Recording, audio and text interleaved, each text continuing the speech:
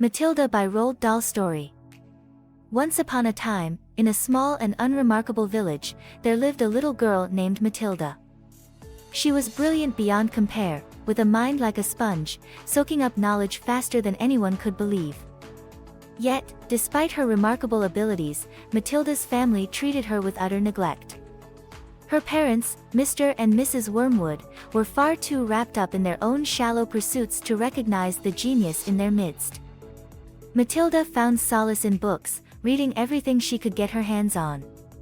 By the age of 5, she had devoured every book in the children's section of the local library and moved on to more advanced texts. The more she read, the more she realized just how extraordinary her abilities were.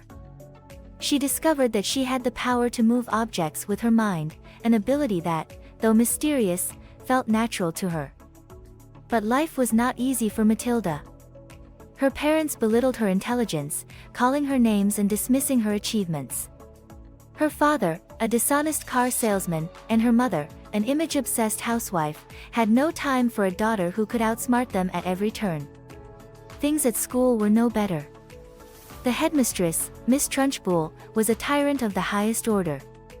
She ruled Trunchbull Primary School with an iron fist, meting out cruel and unusual punishments to any child who dared to step out of line.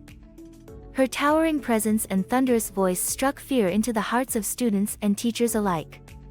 But Matilda was not afraid. She saw Miss Trunchbull for what she was, a bully who needed to be taught a lesson.